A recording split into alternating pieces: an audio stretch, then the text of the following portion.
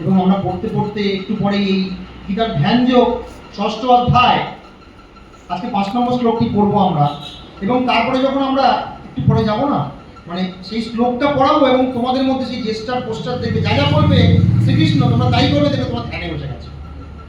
একদম প্র্যাকটিক্যাল, এটা পরে হবে।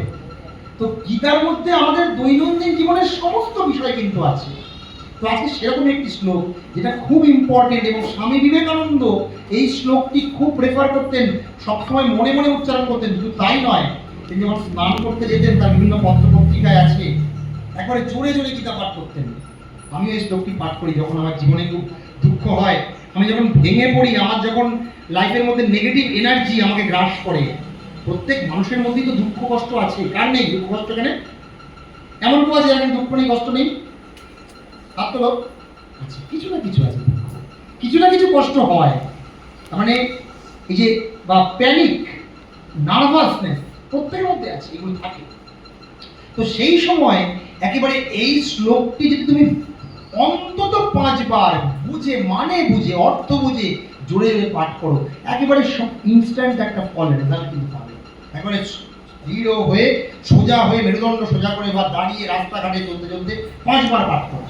কি তোমরা বলো? ভগবান শ্রীকৃষ্ণ বলছে, শ্রী ভগবান উবাচ উদ্ধরেদাত্মনাত্মানম উদ্ধরেদাত্মনাত্মানম নাত্মানম অবসাদয়েৎ আত্মৈব হি আত্মনোর বন্ধু আত্মৈব হি আত্মনোর বন্ধু আত্মৈব হি আত্মনো বন্ধু আত্মৈব রিপুরাত্মনঃ।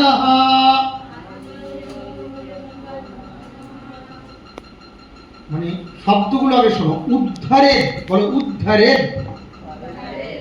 আত্মনা আত্মানম, দেখো অর্থ ক্লিয়ার হয়ে যাবে। আত্মনা আত্মানম উদ্ধারে। আত্মনা মানে আমি নিজের দ্বারা, বাই মাই সেলফ, আমার নিজের দ্বারা। আত্মানম মানে আমি নিজেকে। উদ্ধারে মানে উদ্ধার করবো বা উদ্ধার করা উচিত। তুমি তোমার নিজেই নিজেকে উদ্ধার করো, এটাই বলা হচ্ছে। উদ্ধারে আত্মনা আত্মানম, আত্মনা আত্মানম উদ্ধারে। তুমি নিজেই নিজেকে উদ্ধার করো বা নিজেকেই নিজে উদ্ধার করা উচিত।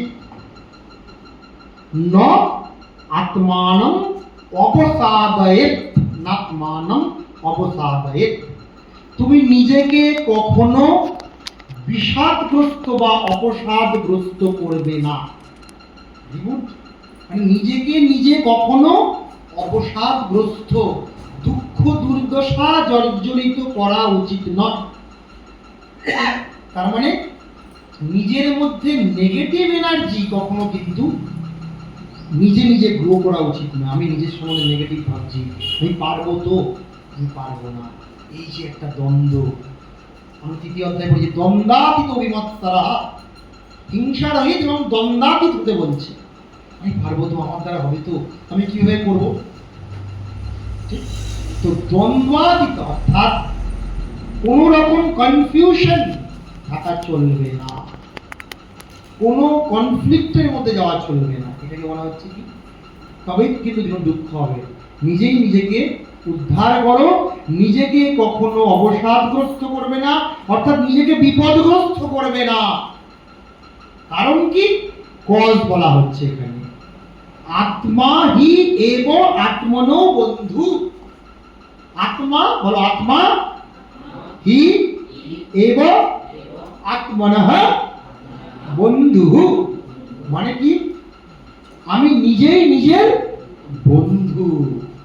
তো আমরা খুব সুন্দর ডাক্তারের কাছে গেছেন, ডাক্তার বলে নিজেকে ভালোবাসুন, কাউন্সিলর, সাইকোলজিস্ট। তো তোমাকে নিজেকে নিজে ভালোবাসতে হবে, নিজেকে নিজে বন্ধু মনে করতে হবে। আমরা কজন এখানে আছি যে নিজেকে নিজে বন্ধু মনে করি? হাত তোলো। দেখো, মনে করো নিজে আমি নিজে নিজে বন্ধু, বা ভেরি গুড, আমি নিজে নিজের বন্ধু, আমি আমার বন্ধু, আমি আমাকে ভালোবাসি। এখন আমাকে ভালোবাসতে গিয়ে আবার সেই সেলফিশনেস ওরকম হওয়া হবে না। একবারে আয়নার সামনে দাঁড়িয়ে নিজের চোখ মুখকে বেশি ভালোবাসি আমরা। নিজেকে ভালোবাসা মানে নিজের স্বরূপকে, নিজের শক্তিকে, নিজের জ্ঞানকে, নিজের মধ্যে যে অফুরন্ত শক্তি আছে, নিজের মধ্যে যে পজিটিভ এনার্জি আছে, I can do everything and anything, এটাকে ভালোবাসতে বলা হচ্ছে। নিজের চোখ কান মুখ এগুলি বেশি ভালোবাসতে বলা হচ্ছে না। তাহলে আয়নার সময় সবসময় দাঁড়িয়ে দেখবো যে এখানে কটা পিম্পল হয়েছে, এখানে শরীরটা ভালো হয়েছে কিনা, আজকে দাড়ি ডলার কাটা হয়েছে কিনা, ওরকম না। ওটা হচ্ছে আত্মকেন্দ্রিক, সেলফিশ। ওটা বলছে না, স্বার্থপর হতে বলছে না, নিজেকে ভালোবাসতে বলছে, অর্থাৎ নিজের আত্মশক্তিতে বলিয়ান হতে বলছে। একেই বলা হচ্ছে ইন্ডিপেন্ডেন্ট। আজকে যে আত্মনির্ভর ভারত এখান থেকে এসছে, আত্মনির্ভর Bharat, independent India, self independent. নিজেকে ইন্ডিপেন্ডেন্ট করতে হবে, আত্মই কি আত্মনির্ভর। আর বলো আত্মা, বলো আত্মা এবং আত্মনঃ রিপু। আবার নিজেই নিজের শত্রু। আমরা নিজেকে নিজের শত্রু করে ফেলি। কি করে? আমি নিজে বলে, আর বলবেন না আমার মানে এত মানে ডাক্তার কাছে গেলেন, হাই প্রেশার হয়ে গেছে, প্রথম প্রশ্নটা কি করে? আপনি কি খুব দুশ্চিন্তা করেছেন? কি করে কি এই প্রশ্নটা প্রথমে করো তো, কোনটা প্রথম? তো হাই প্রেশার হয়ে গেছে, প্রথম প্রশ্নই করবে বাড়িতে ঘুমান তো? কার সম্বন্ধে প্রশ্ন করছে? নিজের সম্বন্ধে। আপনি ঘুমান কিনা, ঠিকঠাক খান কিনা, আর কি আপনি খুব দুশ্চিন্তা করেন। তার মানে আমি নিজে এত দুশ্চিন্তা করছি, আমি নিজে এত খারাপ চিন্তা করছি বলে আমি নিজেকে নিজে শত্রু করে দিচ্ছি। আমি নিজে নিজে তখন শত্রু হয়ে যাই। ডাক্তার কাছে গেলে জিজ্ঞেস করবো ভালো ঘুম হয় তো, জলটা ঠিক করে খান তো, মানে নিজেকে ভালোবাসার কথা বলা হচ্ছে। জল খান, কতটা করেন, এই করেন এই করেন, আর নিজেকে কতটা খারাপ পথে নিয়ে যাচ্ছে, মানে কি দুশ্চিন্তা করেন, সবসময় টেনশন করেন, প্যানিক করেন, শুরু করেন না। প্র্যাকটিক্যাল মানে নিজেকে নিজে বন্ধু ভাবতে হবে, আর নিজেকে নিজে শত্রু ভাবলে কিন্তু আমি নিজেকে নিজে কিন্তু শত্রু করতে পারি। তাই নিজেকেই নিজে বন্ধু ভেবে উদ্ধার করতে হবে, আর নিজেকে নিজে শত্রু করে অবসাদগ্রস্ত করতে পারি। আমরা কোন পথে যাব সেটা আমাদের বিষয়। বলা হচ্ছে তুমি যদি নিজেকে নিজে বন্ধু মনে করো, তাহলে তুমি তোমার নিজেকে উদ্ধার করতে পারবে না, পারবে না? পারবে। আর তুমি যদি নিজেকে নিজের শত্রু মনে করো, তাহলে নিজেকে উদ্ধার করতে পারবে না, পারবে না? পারবে। নিজেকে নিজে উদ্ধার করতে গেলে নিজেকে নিজে বন্ধু মনে করতে হবে, নিজেকে ভালোবাসতে হবে। শ্লোকটা আরেকবার, হ্যাঁ? উদ্ধরেদাত্মনাত্মানম, উদ্ধরেদাত্মনাত্মানম, নাত্মানম অবসাদয়েৎ, আত্মৈব হি আত্মনো বন্ধুঃ,